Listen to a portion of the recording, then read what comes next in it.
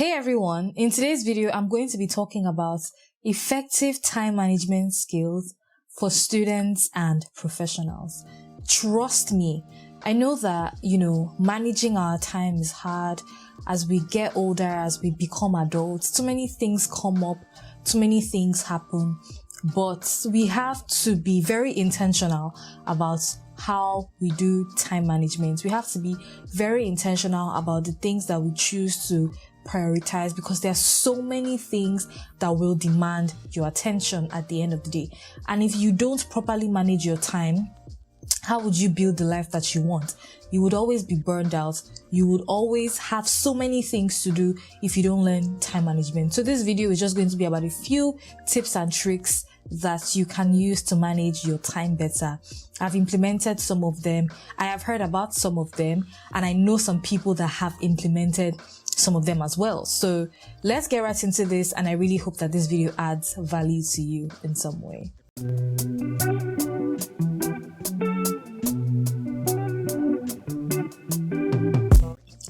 The first thing is that you should learn to say no. See, if you don't say no, I promise you, you're just going to be adding more things to your plate, and it's going to keep piling up. And at the end of the day, you won't even be able to give those tasks your best, your all, and you're going to slack in them. And the people that were asking you for things will now start complaining that, oh, they told you to do this thing for them, you didn't do it well, or you promised to do this thing and you still not done it. Why are you wasting time? So the truth is, even if it's going to hurt some people, put yourself first, right? In this thing called life, right? I'm not saying that you shouldn't prioritize your friends, your family, and all of that, but in the context of allocating your time to things, you want to give time to yourself, right? Because in the grand scheme of things, we have 12 months in a year, and technically every company that you work for gives you leave days of between 20 to 28 days, depending on how, the policies of the country, or how benevolent or nice or cheerful they are, right? And if you have just 20 to 28 or to 25 days in a year for holiday, it practically means that you spend 11 months working and 1 month on holiday. And let's say, okay, in these 11 months, you spend only 8 hours working each day. Think about it, right? You also spend 8 hours sleeping. That's already 16 hours. You have the remaining 8 hours. If you are going to work in office, you spend part of that 8 hours journeying back home. You spend part of that 8 hours giving time to yourself, giving time to your friends, your family. If you are married, or if you live with your partner, if you have kids, your kids, chores you have to do, if you have to cook, there's so many things, because you will eat, right? And even if you are going to order, I don't know how rich you are, you can order food every day. Okay, you do chores, you do dishes, there's so many things that you will do. Sometimes you would even want to take a break and just sit down on the couch and watch TV, because you cannot come and kill yourself and die. There's so many things, right? And 8 hours a day for all these things after you removed work and sleep is honestly not enough. So if you try to say, okay, you want to divide yourself and give everybody, that's fantastic, that's great, that's cute, but you also need to be selfish with your time to a certain extent. So you should say no to things, right? I'm not saying don't turn up for your friends, don't show up for events, don't be a present friend or a present partner or a present parent. I'm not saying you should be that selfish. I'm saying say no when, things come to your table and you don't have the capacity to do them at this time. For example, I'm a public speaker, I'm a software engineer, I'm an author, and I have a non-profit. And somebody comes and they're like, hey, we want you to come and speak on this Twitter space, blah, blah, blah, blah, blah. I'm telling you, no. I'm resting now. This time doesn't work for me because I'm resting. This time doesn't work for me because I'm busy. This time doesn't work for me because I would have just finished one thing and I want to sleep, or I need to catch something or whatever. Or sometimes I won't even give you a reason. I will just say, this time doesn't work for me. I would love to do this. So I'm not saying that you should be rude or anything. I would love to do this, but this time doesn't work for me. Can we reschedule it till 3 weeks time? Do you get what I mean? Because you have to put yourself first. See, all of us are adulting and there's shege everywhere in different doses. If you don't take life easy, you will run mad. I'm not even joking. So the first thing in managing your time is by saying no, because by doing this, you free up a lot of time for, things that would have filled up your calendar, and you are able to now prioritize the remaining time you have to things that matter in your life. Personal connections is not just work. Personal connections, friends, family, sleep. Sleep is an important thing. So yes, sleep. So yes, number one, say no. I've dwelled so much on this because I really, really, really wanted to hammer it so much that you should say no. The next thing is that you should take breaks.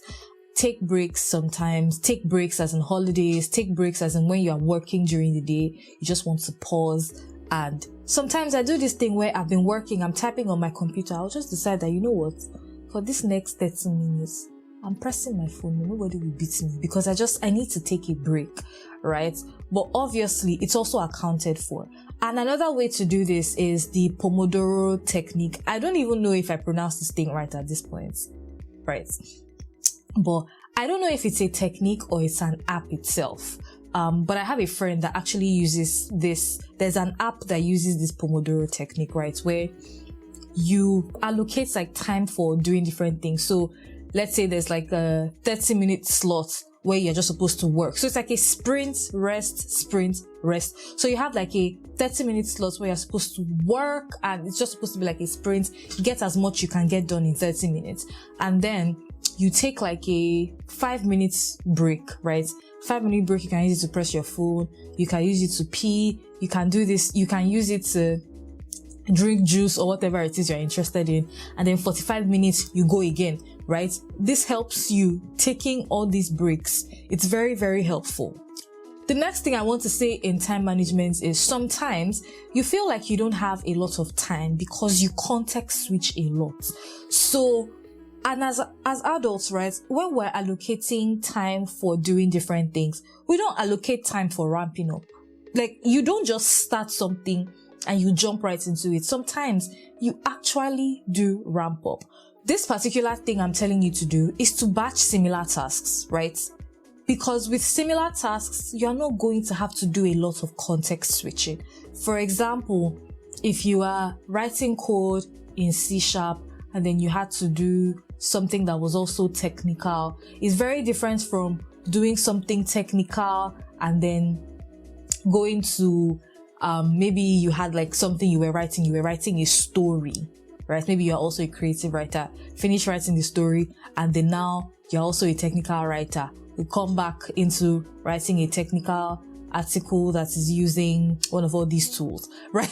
It's going to be hard jumping around, back and forth, just jumping everywhere. So one thing I will say is that you should batch these similar tasks together. So if you have different tasks that are technical around the same similar topics or around the same kinds of things, batch them and do all of them at once. It makes it easy for you. Emails is like a very good example, right? If you say, okay, I want to respond to this particular email, you now respond to one email, then you go and design one thing, and then you come back to doing like strategy for something, preparing a document or something like that. And later you're supposed to go back and respond to some emails. You can batch all the email responding, activities into one big thing and just respond to all your emails at once. Then go ahead and do your presentation. Then go ahead and go do, some other thing, just so that you're not context switching as much because you are batching similar tasks. So as opposed to doing similar things in different times of the day, you are doing everything once and then you're moving on to something else and then you're moving on to something else. Context switching is not easy. Multitasking at the same time, right? And that's what like multitasking is. Like when you think about like computer programming, like multitasking or multi-threading is like doing at the same time 2 things. As a human being, I don't think multitasking is possible, right? I would say I like my own kind of multitasking is like, oh, I'm on the phone with my friend and I'm cooking. Or cause like I have an open plan kitchen, right? So TV is right there. I'm watching the originals and I'm making dinner, right? That's my kind of multitasking. Not that I'm doing a serious task like, oh, I'm writing code and at the same time I'm preparing a document. What exactly am I deceiving? I'm not going to do any of them, right? So multitasking involves context switching, is why I'm bringing this as well. So context switching is hard, generally, back and forth context switching. So try to batch similar tasks and do them once and for all, and you'll be free. Create a to-do list, right? Map out all the plans, all the things you want to do with your time, right? And obviously you can leave room for a few adjustments here and there, but doing that helps you manage what you allocate your time to daily. Prioritize and delegate. There are some things that you will do by yourself. There are some things that if you give it to somebody else to do for you, nothing will happen. There's somebody that said something on YouTube and it stuck with me, right? It's like, imagine your time as money, your hours as currency, right? Based on maybe like your job or something or what you think you're worth. For example, here, I'm sitting down recording this video, and when I'm done, I'm now going to edit this video again. It's like, why don't I sit down, record this video? The time for editing, I could actually use it to do something else to make me more money while I outsource this editing, right? And that way, I am doing more for myself in the process. And I'm also freeing up time by delegating this to somebody else and also providing opportunity to that person in the process, right? So you don't have to do everything by yourself. Sometimes even that you want to delegate so that you can sleep is also okay. You are an adult, you are tired, you need to rest, okay? Like, life is already hard. Like, everything it's not easy. So you also need to rest if, that's the case. And that's not a problem. Do you understand? So if rest is one of the things that you have to do, by all means, go do that when you delegate and free up time for yourself. But make sure you prioritize tasks and make sure you also delegate, because when you set priorities for what you want to do, you only make sure that you are focusing on at least, important things and urgent things that require your skill sets, and things that don't require your skill sets, could also be important or urgent. You can give it to other people and, you freed up time for yourself in that process. The next thing I want to say is that you should create a distraction-free environment, right? Like, I said something where, and I was talking about this in a previous video, right? Where you keep your phone away, right? Put your phone on D&D, keep it away.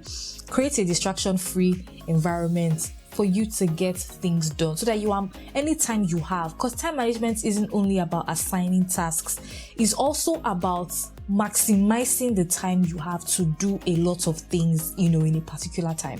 So if you are distracted constantly, you're not maximizing your time and you're not properly managing that time. Managing isn't only about using, right? So for example, if you have a manager at the office, your manager is supposed to make sure you do good work. Your manager is supposed to make sure that you are prepared to grow in your career to the next level. Your manager is supposed to make sure that you are in a stable environment to thrive and progress. So when you are managing your time, you want to make sure that, you are maximizing that time to do good work. That time is also working for you. Do you understand? So it's not just about allocating different times to different things to do, right? That's also part of management, but that's not the only thing. So you want to make sure that you have a distraction-free environment, and you also should learn, because there's a lot that we're figuring out as we grow. We've not been adults before. We've not done this thing before, except people that are reincarnated. I don't know them. If you know them, come and show me. But we've not been adults before in 2024, in this generation. We've not seen 2024 before. We've not seen this age before. We've not seen this era before. So we're growing and we're learning. So it's okay to learn things, relearn things, unlearn, in terms of how to manage your time, in terms of how to deal with tasks, in terms of how to deal with the different things you have to do, and also, be present. Because at the end of the day, life is more than just working, either as a professional or even as a student. Life is more than just going to school and reading and passing. Do you understand? So there's a lot more, and I hope this video has helped you. The most important thing I'm going to leave you with is that you should say no, you should prioritize, you should delegate, and you should learn. learning is very, very, very important. Nobody has anything figured out. I'm still learning. I promise you are still learning too. And if you open your mind, you would learn more as you grow with time. Thank you so much for watching this video to the end. If you liked it, please make sure that you give it a thumbs up. And we are all learners here. So if you feel like there's anything around time management that I left out, please leave a comment. I can learn from you.